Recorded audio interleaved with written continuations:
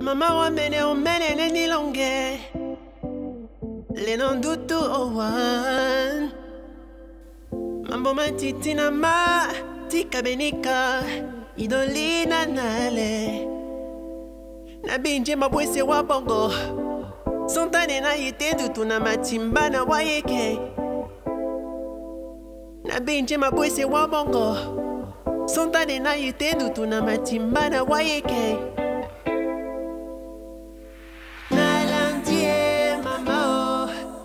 De plus en plus des jeunes se lancent dans la production cinématographique, même si les moyens financiers ne sont pas toujours à leur disposition. Mais je pense que c'est ces passionnés qui arrivent à faire bouger les choses.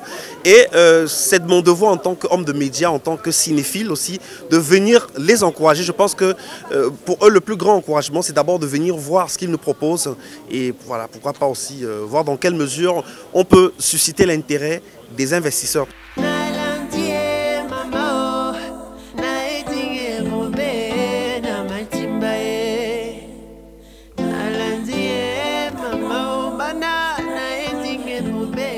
Le destin de Jean-Michel Cancan m'a particulièrement parlé, parce que 25 ans après son décès, il reste la référence en matière d'humour, de théâtre et de comédie dans toute l'Afrique francophone. Alors, en tant que porteur du projet, il a fallu que je réunisse les fonds nécessaires, il a fallu que je présente le projet au réalisateur que j'avais choisi et qui devait aussi être le scénariste, et aussi m'assurer que toute la production se déroule dans les bonnes conditions jusqu'à ce qu'on puisse mener ce projet à terme.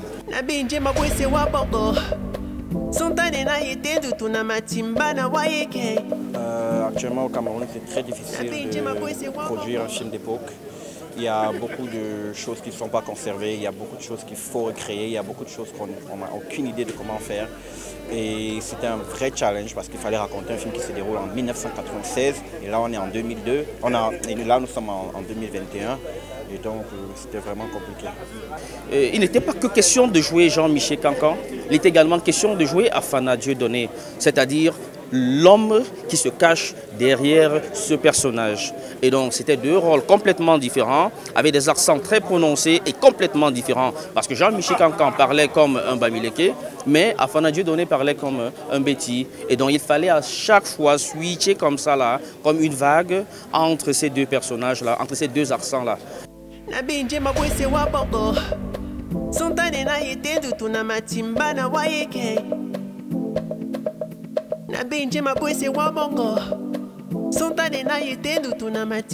wayeke na landie mama na etinge bombe na matimba. Le projet, j'ai un peu entendu parler pendant qu'il était encore au niveau de la pré-production. Et j'ai très hâte de découvrir à quoi ça va ressembler. C'est une histoire qu'on rend désormais, on immortalise cette histoire-là. Et c'est bien pour les générations qui sont les nôtres aujourd'hui, pour qui Jean-Michel Cancan est un modèle. Et pour les générations à venir, ça va aider davantage à ce que Jean-Michel Cancan reste dans les mémoires et jamais ne disparaisse. Ça fait vraiment plaisir de savoir que la mémoire de Cancan est revenue au devant de la scène.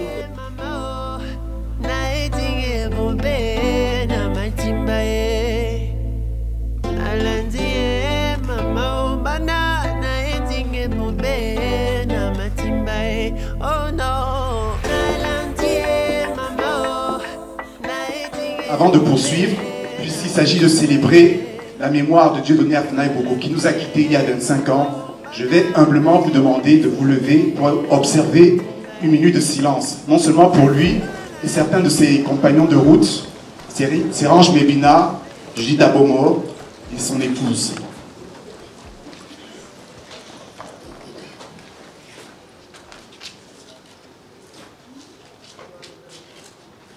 Je vous remercie.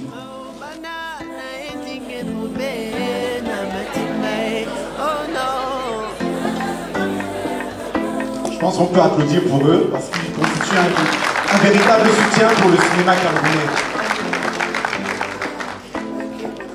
Et maintenant, il ne me reste plus qu'à céder la place aux projectionnistes. Famille, oh! Famille! Vous allez maintenant m'aider pour le traditionnel compte à rebours. On y va. 5, 4, 3, 2, 1. Bonne projection à tous.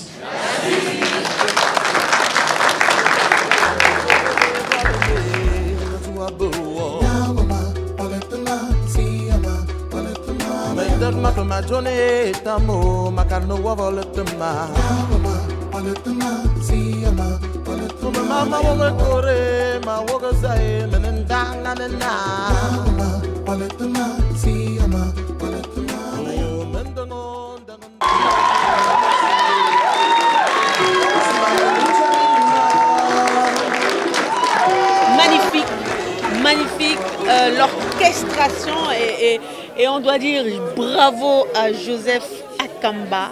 Faire revenir jusqu'aux larmes Jean-Michel Cancan, le personnage, et maintenant, je peux le dire, Dieudonné Afana, je retiens maintenant parce que tout le temps, son nom, il nous a mis son nom dans la tête, ne l'oubliez pas d'une certaine façon.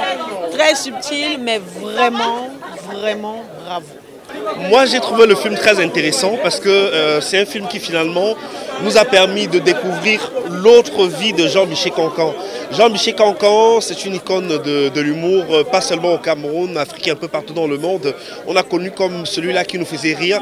Mais à travers ce film, on découvre que c'est aussi une personne qui a une vie familiale un peu mouvementée, qui a une vie personnelle très compliquée avec la maladie, parfois des drames aussi dans sa vie, mais qui est très paradoxal aussi parce que à côté de cela, sur le plan public, c'est quelqu'un qui fait rire, voilà, qui apportait du sourire.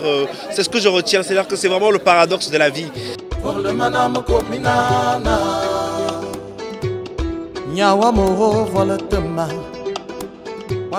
Je suis très content parce que c'est un privilège, c'est une chance, c'est pas donné à n'importe qui de pouvoir jouer dans cette biopic-là qui ressasse la vie de Jean-Michel Cancan. Là, c'est pas tous les jours qu'on voit des films réalisés de cette manière. Je crois que ça rend le film encore plus spécial de sortir entre guillemets des sentiers battus en fait. Ce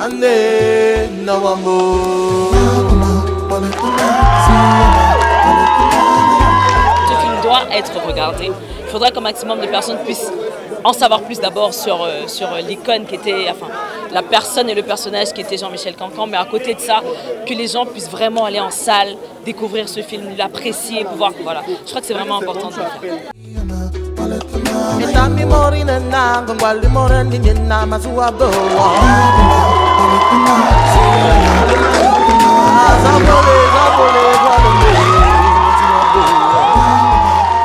C'est un film qu'il fallait faire.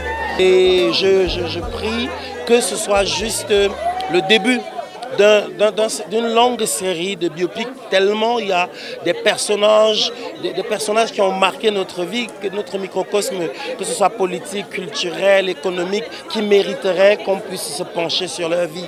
Je suis fier de ce que cette équipe de jeunes a accompli. Je peux dire que c'est une œuvre inédite, c'est une œuvre à nul autre pareil, parce que nous sommes attaqués à un nouveau domaine et chacun y a mis de son talent.